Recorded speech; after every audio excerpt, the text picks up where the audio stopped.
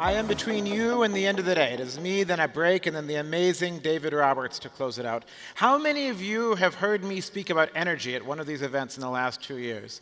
A reasonable number of you, and many of you have not. Well, I am here to talk about not just the energy transition, but the energy disruption, the transition to clean energy that will disrupt a $6 trillion industry and more, and why I am so excited for South Africa and your potential in this transition.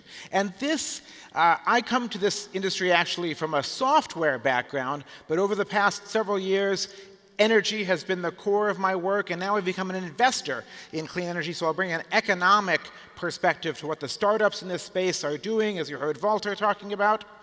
This transition and this disruption is led by economics. It is led by the change that is happening in the price of clean energy, because around the world, with every sort of clean energy we have, solar, wind, onshore, offshore, we have seen this incredible plunge in prices over the past decade, as these industries have grown from tiny to quite scalable and have been able to reinvest funds in R&D in this sector. And that is what is driving the transition globally. So let's start by saying this.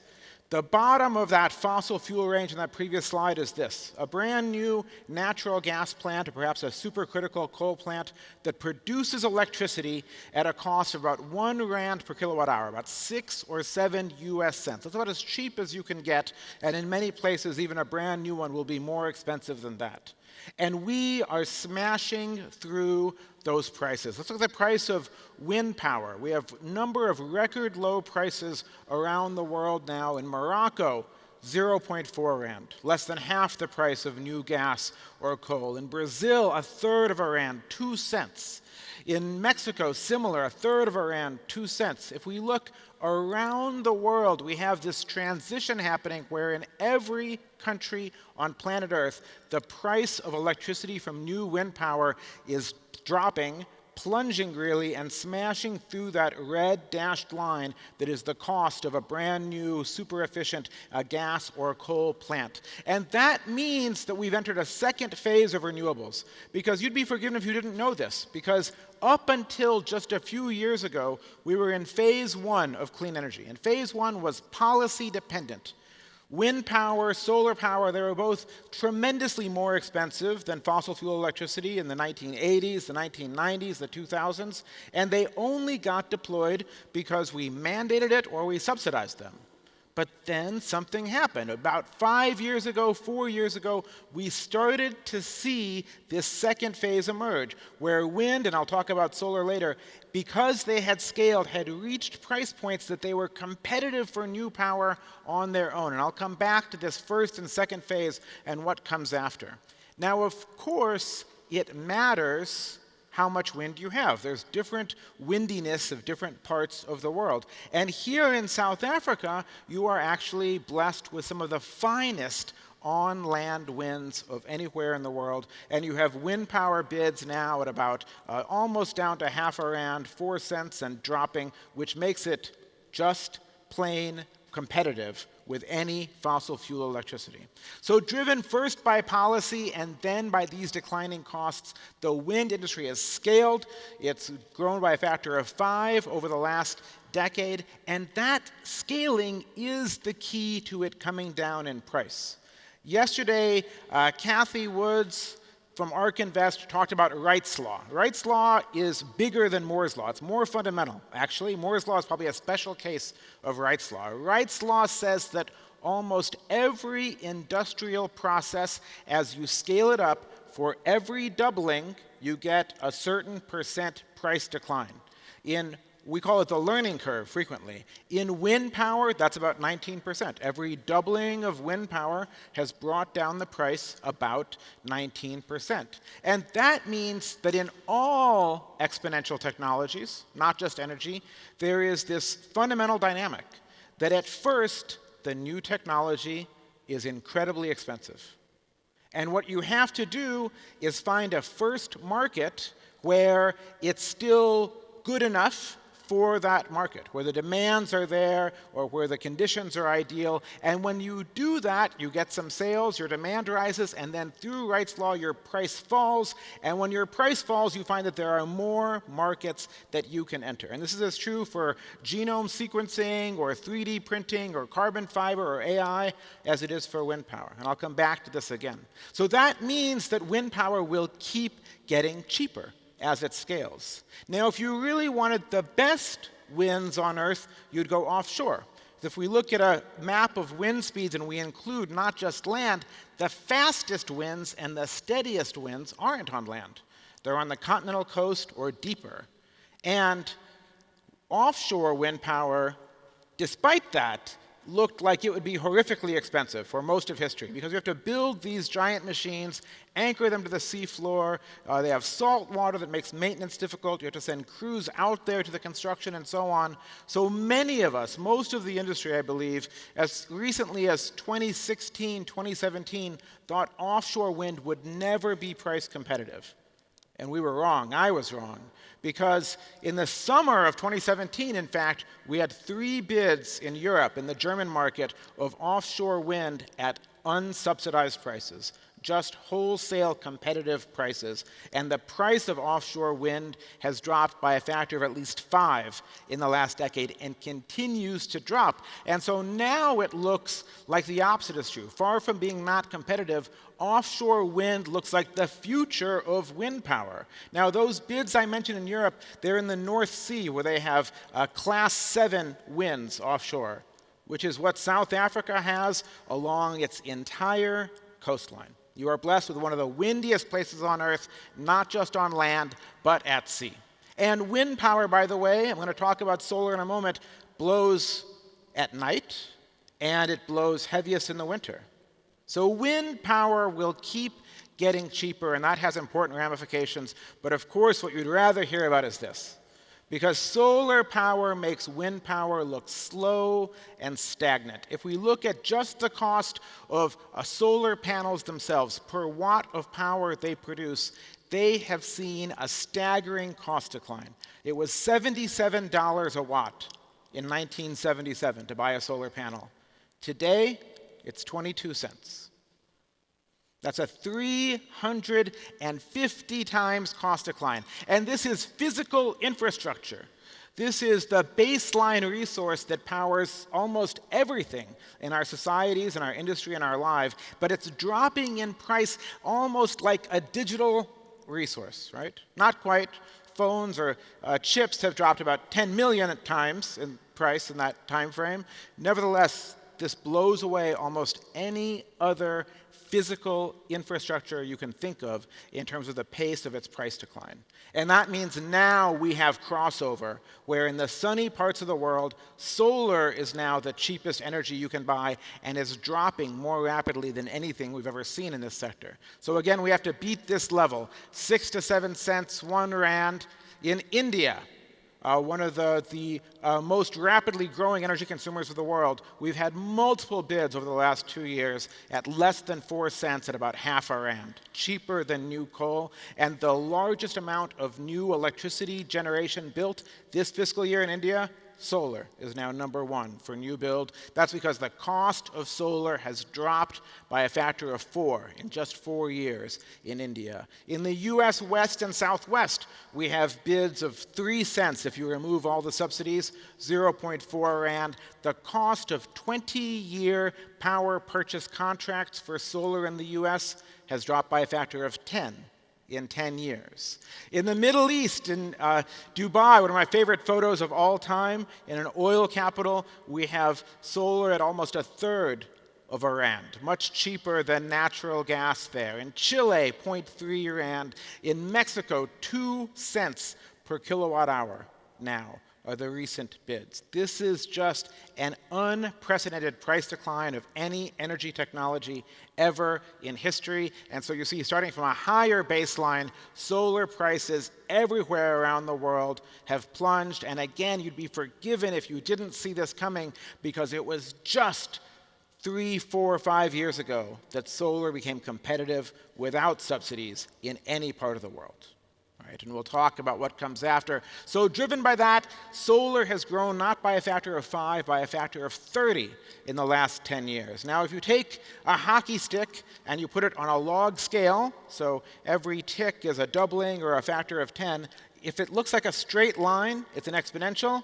Here's solar on a log scale. 1,000 times growth in the last 20 years. Now, solar is still tiny. It's still only about 2% of global electricity. And the growth rate fluctuates, and it's slowed a bit the last few years, and it might stay slow for a few more years before ticking up again. Nevertheless, this is an explosion of solar around the world with much further for it to go. And Africa, of course, is the sunniest continent, and that means Africa eventually, ultimately, will have some of the cheapest energy on planet Earth, given the right financing and other developments. And South Africa, in particular, is one of the sunniest parts of Africa and one of the sunniest nations on Earth. And now you have solar bids here at about 0.6 Rand, and they actually should be about half that price if you do a comparable to Mexico or Dubai or so on, and I believe they will continue to fall. And so if we look at these prices now, globally around the world, where is solar, if you can get a good interest rate, good financing, where is it cheaper than building a new coal plant or a new gas plant? All of those areas. And that means that even if all of the world's pro-renewable, pro-clean energy policies went away tomorrow, solar would keep growing in those competitive markets. And that means it'll keep dropping in price, because solar's version of Wright's law is 30% reduction per doubling, not 19, and it has about 1.5 more doublings to go than wind, because it's actually a smaller industry to date. So it's going to go through this virtuous cycle again, and now it is almost a matter of inevitability that solar will be cheaper than fossil fuels, not just in those previous places, but in this expanded map. And if solar keeps dropping at 30% per doubling, then in 4 doublings, when solar reaches about 30%, 32% of world electricity, solar in a place like South Africa will cost 1 cent a kilowatt hour. And that's not even factoring in new, more innovative, disruptive technologies. This is a material called perovskite. And only about 10 years ago, we really realized we could use this instead of silicon to make solar photovoltaic cells. And perovskite is a clay. It's abundant. It's cheap. It takes less energy to make, by far, into a solar cell than silicon. So it should be cheaper in the long run. And it converts more frequencies or wavelengths of light into electricity than silicon. So it can make, in the long run, more electricity in the same area. And so this, you see, this is the solar efficiency of different technologies. Perovskite has improved faster than any material we've ever seen. It's done in about 5 years what silicon took 20 years to do. And so I actually am terrified of hard tech investments. They are the scariest category in all of clean energy. I really love it when I find a software company or a finance company, something that has a network effect. Nevertheless, this was irresistible, and so I invested in a company that can take a perovskite layer, take a silicon solar cell, a commodity cell that's come out of a factory, and slap it on and boost the efficiency. So that's the sort of innovation that's not even factored into the price forecasts that I showed you. So solar will keep getting cheaper as well. These are not endpoint prices. These are transition prices for an industry that is still relatively in its infancy. Now, of course, the sun doesn't always shine and the wind doesn't always blow. It turns out they're mostly countercyclical. There's more wind in winter, more sun in summer, and the wind blows more at night, statistically, and the sun, of course, only during the day. If you see the sun at night, call me. Something strange, or call your local doctor. Something strange has happened. But while we can put them together and get maybe 70%, maybe even 80% of electricity from just sun and wind if we're intelligent and integrate over a large area, but ultimately we have to crack this problem. And energy storage is now the most exciting area in clean energy. Now, you all know who this fellow is, right? Good South African. Tony Stark? He's the closest thing we've got. But I show this because the reason Tesla has made such amazing progress isn't because Elon invented the arc reactor. It's because lithium-ion batteries are also an exponential technology. And I can show you this. Over the last 8 years, since 2010 to 2018, the price of lithium-ion batteries has dropped by 85%. It's staggering. 2010 feels like just yesterday. This is a 6x price decline in 8 years, about the same pace as solar, in fact. And batteries are still quite expensive. Energy storage is still quite expensive, but it's cheap enough that now we have places where solar plus a small battery in your home is cheaper than buying from the grid. That's true in Germany. It's true in parts of California, anywhere they don't let you sell power back to the grid.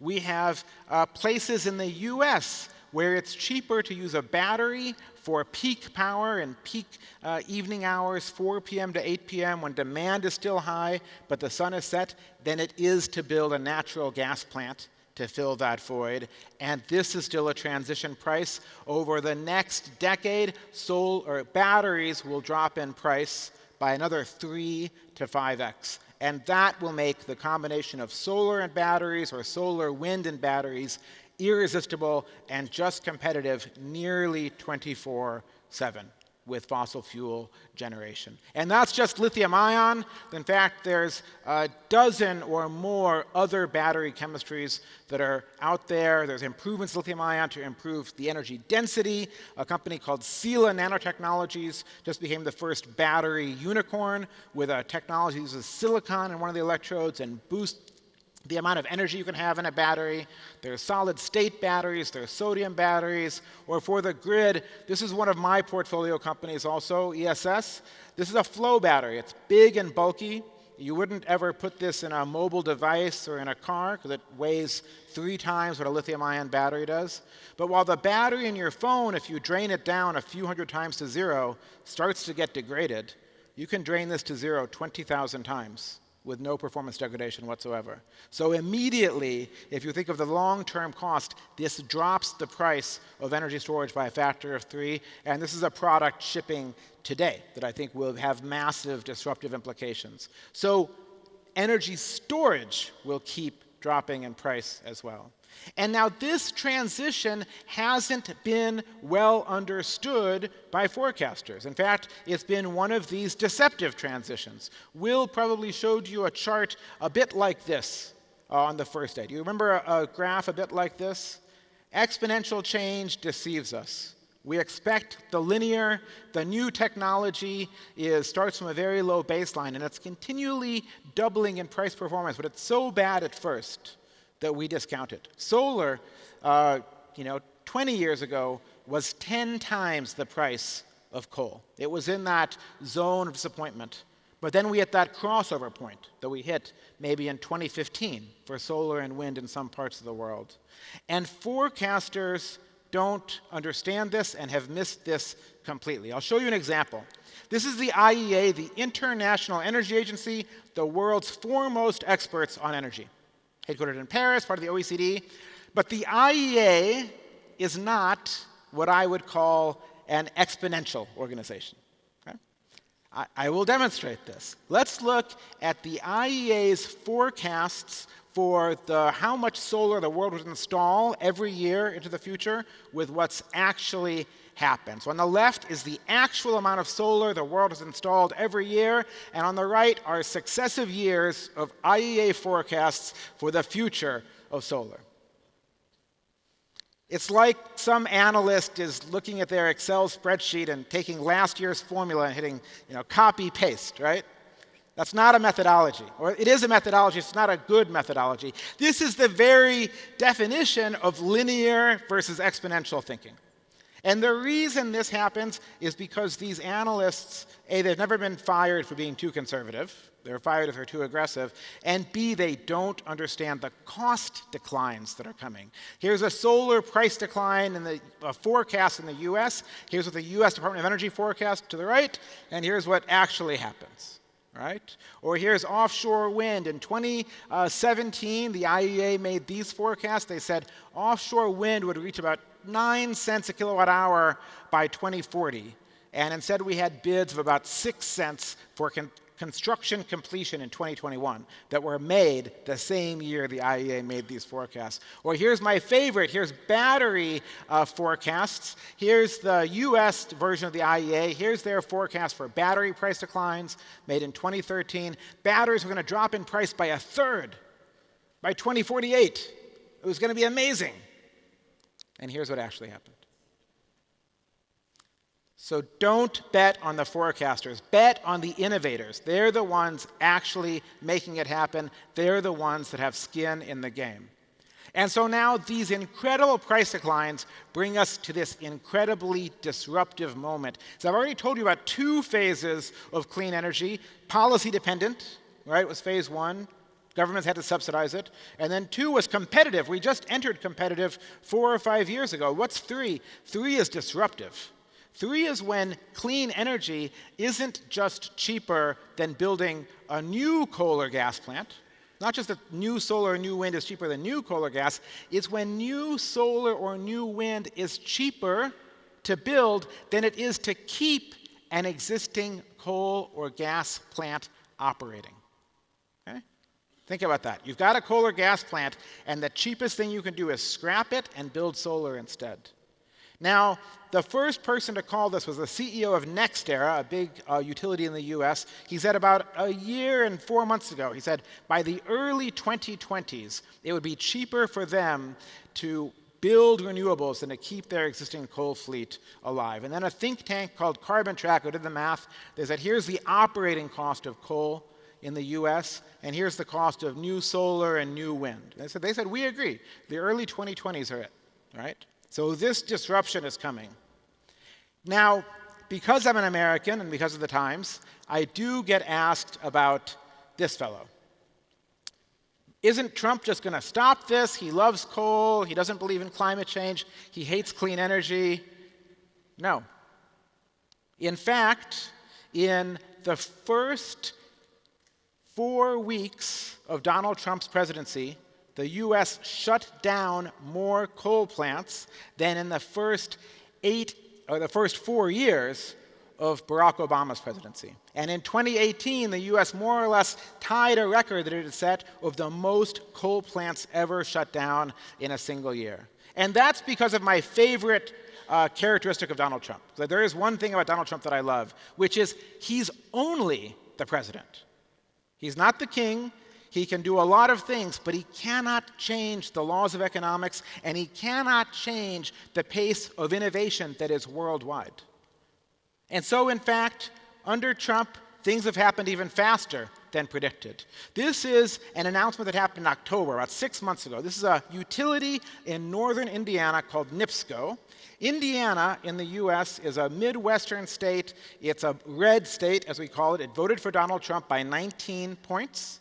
And it has mediocre sun and pretty good but not amazing wind. South Africa has better sun and better wind than the state of Indiana. And this utility is 65% coal-powered today, and they put out their 5-year planning document, and they said it would save their customers $4 billion to go from 65% coal today to 15% coal in 2023.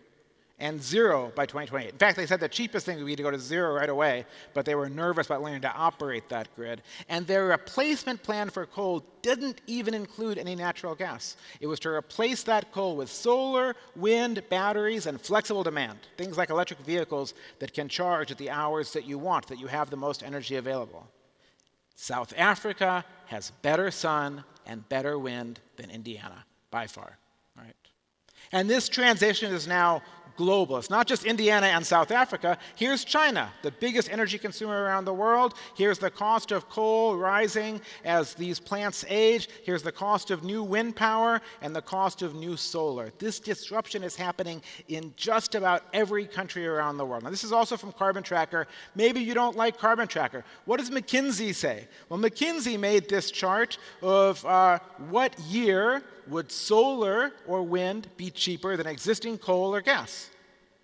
Let's look at the chart. By country, they said in almost all of the world, one of solar or wind would be cheaper than coal and gas by 2025, and the rest by 2030. This disruption is not 30 or 40 years out. This disruption is happening in some cases by 2020. This disruption is right around the corner. In fact, this economics is here in South Africa more or less today. And this starts to look for the fossil fuel industry like a Kodak moment. Right? Not the good kind of Kodak moment. And in fact, the disruption is happening already. Coal consumption around the world already peaked in 2013. It plateaued, let's say. It's been bouncing around near that peak ever since. But when coal made that transition from a growth commodity to a flat commodity with no growth, 8 of the world's largest coal mining companies went bankrupt in that time frame because they were built for growth, not for a flat market. And it's going to get worse than that. Coal will bump around on a plateau for a few more years, and in the middle of this decade, it will start to crash. This is not a precise numerical prediction, but this is the general shape of the curve that we're going to see. And when it does, it's going to take other industries with it. It's not just coal miners and coal power plants. What about shipping? 25% of bulk carrier cargo is coal. Or what about ports? For some ports, coal is the #1 commodity. What about rails? For some rail companies, coal is the #1 commodity they carry. And it's not just coal either. It's also natural gas, or at least natural gas power plants. Natural gas as a commodity will keep growing probably for another 20 years. I wish that weren't true, but we use a lot of it for heat and a lot of it for industry. And those sectors will probably drive its rise, especially in Asia. But for the third of it we use for power, we may have hit or be very close to the peak of natural gas use for electricity right now for these same reasons. And that's why in 2017, General Electric, the #1 manufacturer of components for natural gas power plants, had to cut 12,000 jobs and almost shut down its gas turbine unit because people just weren't building them like GE expected. So that's a bunch of things to short, more or less, but there's opportunities as well. There's opportunities on this continent. It is now the case that almost everywhere in Africa, off-grid, for the 600 million people in Africa that don't have electricity, that a small solar system is cheaper than burning kerosene for light and provides tremendous other benefits. And the thing that stops it from happening is how do you finance it and how do you collect payments? And so we see in countries like Kenya that have massive uptake of mobile money that off-grid solar is growing rapidly. And in countries that don't, it's not. So to the friends from NTN here in the building, Godspeed to you. Because as we get mobile money as a tool in the hands of this billion people on this continent, they will have access to modern energy and enter the modern world. Right. And what about South Africa itself? Well, South Africa has huge potential with both sun and wind, but it also has some challenges. And here's one challenge that I'm sure you're all aware of that's in the papers. I was just looking up, reading headlines about Eskom, and this one struck me from March. Stage 4 load shedding, further declines in water reserves. That's madness. Why do you need water to make energy? Because you have a thermal plant. You have to evaporate water, make it into steam to turn a turbine. You don't need water for solar. You don't need water for wind. That's the reason you're having load shedding? That's crazy. Now, things I think are headed in a roughly good direction. The president has proposed a restructuring of Eskom into 3 companies, all state-owned: a generation company, the power plants, hopefully solar and wind; transmission, the long lines; distribution, the last couple miles of lines. That's a step. It's a good step. It's a small step. Here's what a modern structure would look like for the energy system in South Africa. It would be not necessarily privatization of all parts, but more competition. Generation should be competitive. Different companies that are able to build and operate power plants should be competing with each other on price. That's how you get the best price. And then you should add in a layer called energy retailers. This is what happens in Australia. It's what happens in the deregulated states in the US, where you make a contract with a retailer.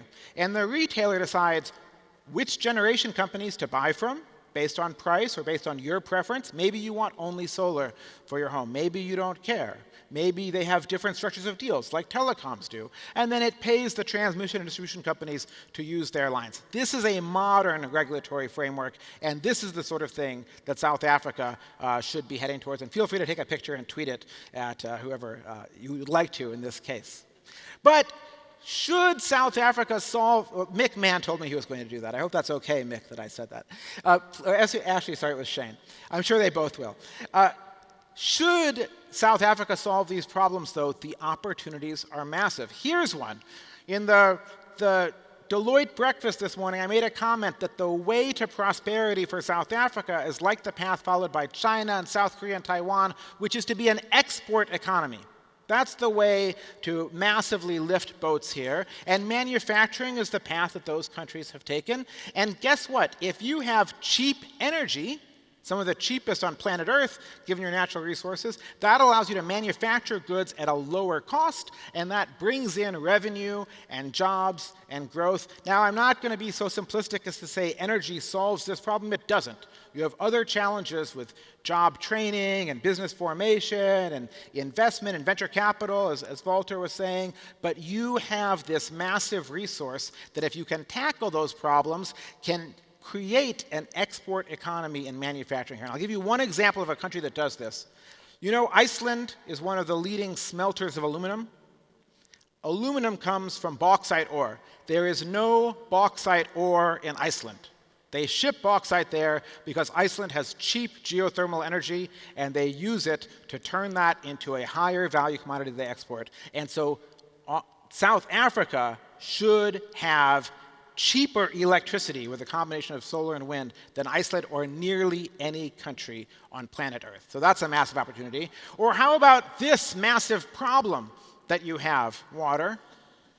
Well, energy is the master resource. That's what the late economist Julian Simon said. And it turns out with cheap energy, you can turn the abundant salt water you have into fresh. And that might sound like science fiction or sound like it would be incredibly expensive to you. But let's look at what happened in Israel. Israel 10 years ago was in water crisis, not unlike what happened here in Cape Town over the past months and year. And now Israel is a water exporter. A number of things they've done, but one is this. The Sorek desalination plant provides 60% or more of Israel's drinking water, 1.5 billion liters a day. I saw 100 liters a day is the allotment here per person. That's 7.5 million people's worth of drinking and bathing water, and it's 2,000 liters per dollar. It's like a rand a person a day. That's what it costs. Now, Israel did other things. They changed their farming practices. They picked crops that were especially valuable with low water and so on.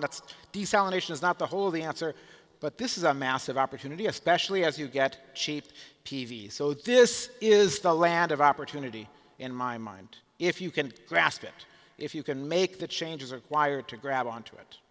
All right, I promised you a talk about the energy disruption, and I only talked about electricity. Let's talk about another form of energy. Let's talk about oil, because oil is going to be disrupted too. If we were talking about oil 10 years ago, we'd probably be talking about peak oil, that we couldn't get enough oil out of the ground. Who here remembers peak oil concerns? But it turns out that high prices create an incentive for exploration and innovation, right? That's the way it works. And so there is no peak of oil. We have more than enough oil for whatever we want to do, more than enough oil to fry ourselves, frankly. The peak that is coming, though, is the same peak that happened to coal. It's a peak of oil demand when the world just needs less oil, when fewer people are buying less oil. And I'm not the first person to see that or the 100th. The first was a Saudi, Sheikh Ahmed Yamani, who was the Saudi oil minister in the 1970s during the OPEC crisis. In the year 2000, he said this to his fellow sheikhs. He said, guys, the Stone Age didn't end for a lack of stone. and the oil age would end with oil still in the ground, right? He was ahead of his time, but what he was saying was the world is going to invent better technology and no longer need our product. And that's happening. Now, it hasn't happened yet.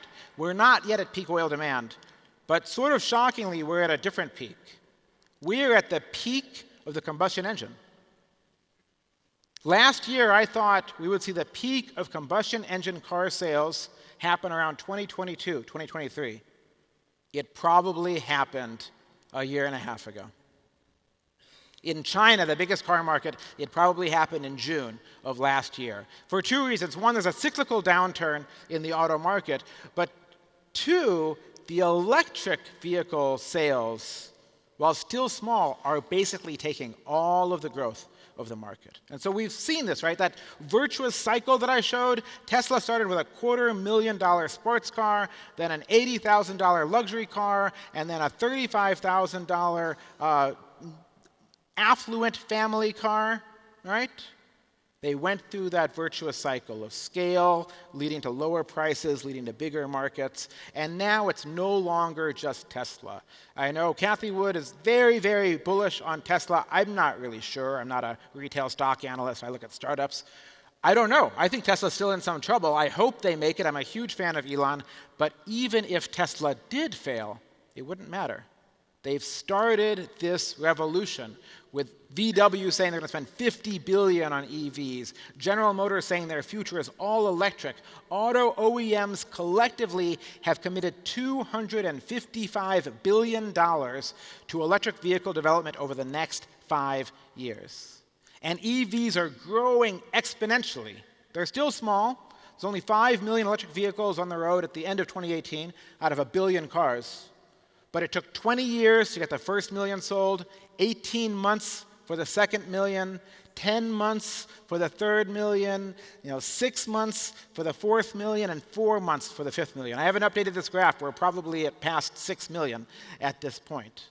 And just like in solar, the analysts were caught flat-footed. Here's a number of different analysts. You're going to see 3 years from each flash on the screen. That's the IEA, that's Exxon, that's OPEC, that's BP, that's Bloomberg. That's how they've had to revise their projections for electric vehicles just over a 3-year period. And they're going to keep making those upward revisions, most likely, because they're caught in the same linear mindset here as they have been for solar. But while this is interesting, even if 100% of EVs or car sales were electric today, it would still take 20 years to age out the fleet. But something more provocative, something more profound is going to happen, a wholesale change in how we get around. And it's the advent of this, the robo-taxi, you would call it. It's electric, it's autonomous, and it's a service. You may still own a car that you save for the weekends, but increasingly this idea of a self-driving electric Uber is what will dominate our day-to-day commutes and our urban and suburban mobility. And UBS says this is a $2 trillion opportunity. And there's just a few companies in the lead to tackle this, and I'll show you who they are. But let's start first with this as a service. You know all about Uber, right? And how many people here think Uber disrupted the taxi industry? Yeah, sort of. That wasn't most of what they did. Most of what they did had nothing to do with taxis. Because if you look in the US, Uber and Lyft now do 3 times as many rides per year as taxis did at their peak. Uber and Lyft didn't just disrupt taxis. That's a tiny fraction of what they did. They invented a whole new market. People will do things with an Uber or a Lyft or a DD or a Careem that they just wouldn't have done with a taxi. And that's in part because of convenience, control, safety, and it's in part because of price. Because in most parts of the world, an Uber or Lyft is about half the cost per mile of a taxi. So one more reason that you're going to use this instead of a taxi. And then autonomy will just accelerate that. And I know opinions on autonomy are controversial. I believe it's coming quite soon. These are videos from probably the number 4 player in autonomous driving. There's a startup called Zoox in San Francisco. And they're sped up 3 times. They're a little bit, not deceptive, but the car is not moving all that fast. But what I want to convey to you is this. There are people who doubt, and you'll read articles saying we'll never have autonomous vehicles. But they're missing history. Because once upon a time, computers couldn't beat us at anything. Then they beat us at checkers. And then eventually they beat us at chess. And then they beat us at Go. Then they beat us at video games. And now they're beating us at diagnosing medical imagery. And just like that, software and sensors that can see 360 around the car, that can make decisions in microseconds that take you 1,000 times longer to make, will eventually be better at driving in all conditions than humans. That's guaranteed. The only question is how fast will that happen? And I believe it's going to happen, the first phase of it, which is not all conditions, but decently sunny places with decent streets and somewhat orderly traffic, is going to happen in the next 3 years. And here's the companies that are in the lead to do that. Number one is Google.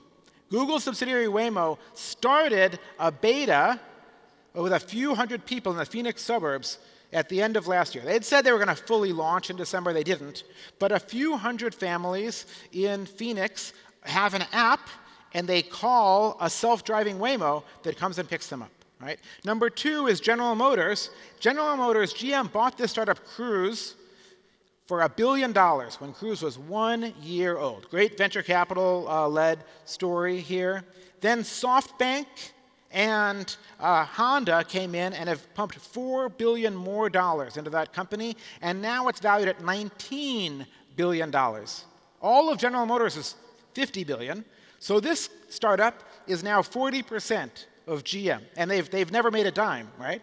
But you see these vehicles in San Francisco all the time, and GM says this company will have an autonomous taxi fleet operating by end of this year, and they've already gotten approval in the US for a version of this vehicle with no gas pedals and no steering wheel on all 50 states of roads.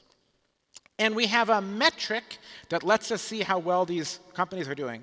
Because when you test autonomous vehicles in California, you have to give the state data every year on how many miles did you drive and how many times did a human have to take over. And these human interventions are not emergencies. Usually it's the vehicle gets confused, doesn't know what to do, and it just sort of sits there for a while until a human says, OK, let's go around this stalled car or whatnot. And so we can see that. An average American drives 14,000 miles a year.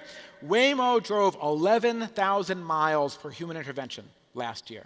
And that was up by a factor of 6 from 2015. Cruise drove more than 5,000. Zoox drove more than 2,000, which is more than Waymo drove just 3 years earlier. So all of these companies are driving an incredible amount per human takeover. And they're not perfect. They can be a little bit too conservative as drivers. Nevertheless, this is remarkable. And if this keeps up, by 2021, Waymo will be driving 50, 60, 70,000 miles, 100,000 kilometers per human intervention. And that's more than good enough for a commercial consumer fleet. And then the other wild card is Tesla. Tesla's going about it very differently. They're not waiting to launch a service. They're selling cars and just rolling out features.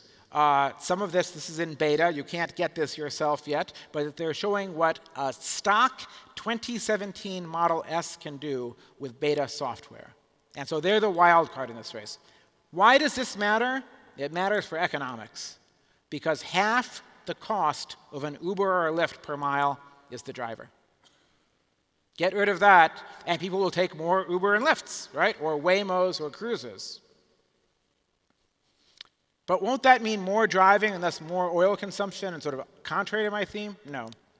Because these are all going to be electric. Why? Because electric will be, or perhaps even is already, the cheapest cost per mile. And here's why. This is the entire engine and drivetrain of an electric vehicle. This is the engine and drivetrain of an internal combustion engine vehicle.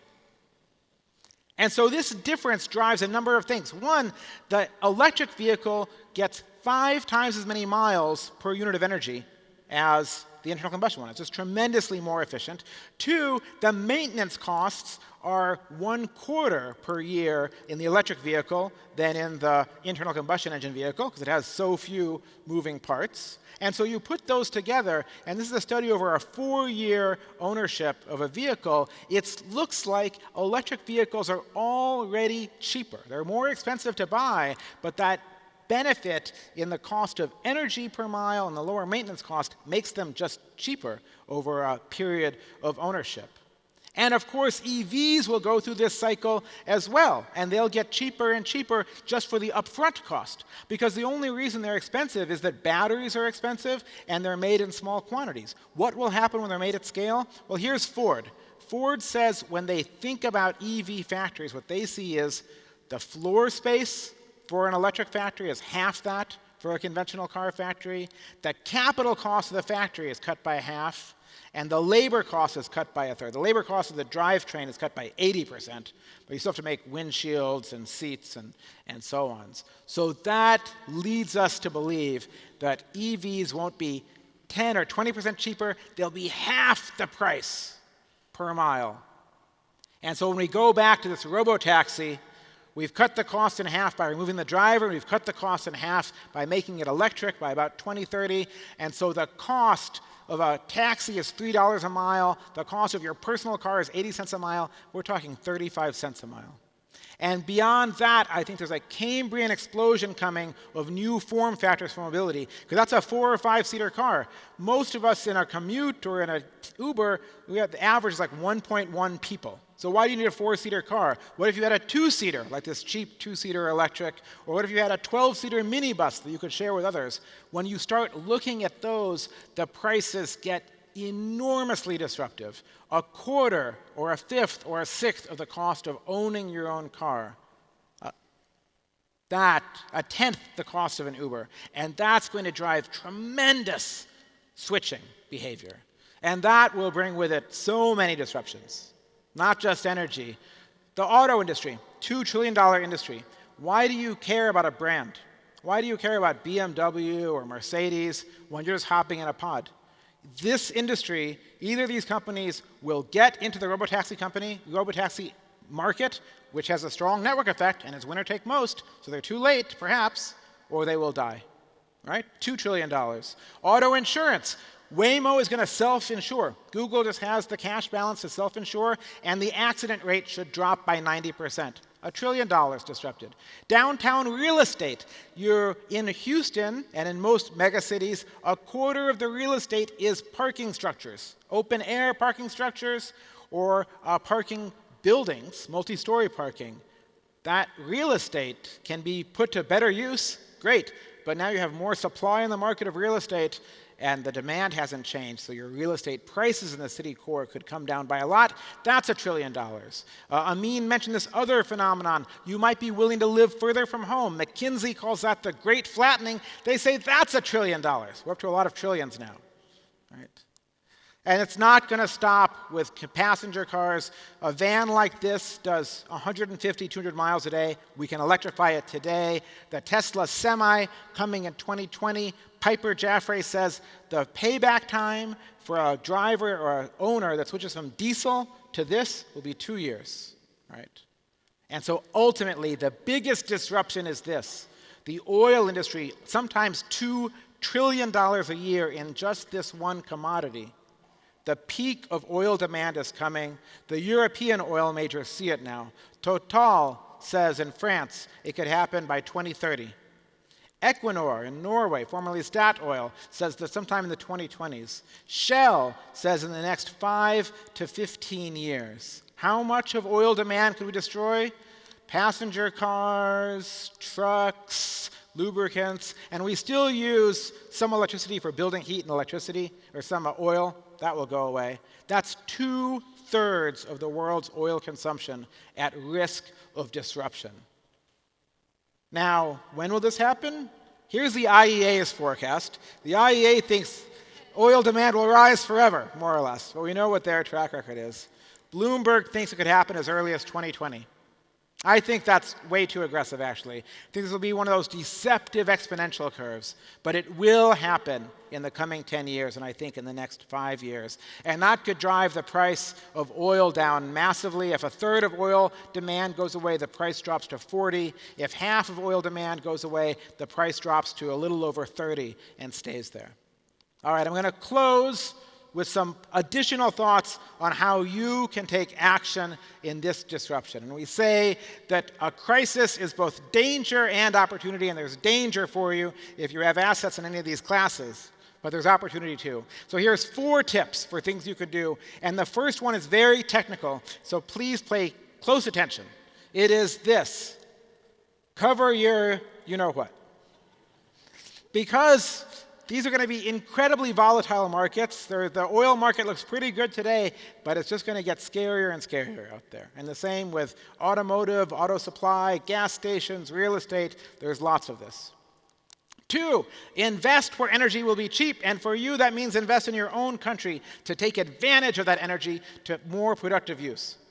3, own your own energy.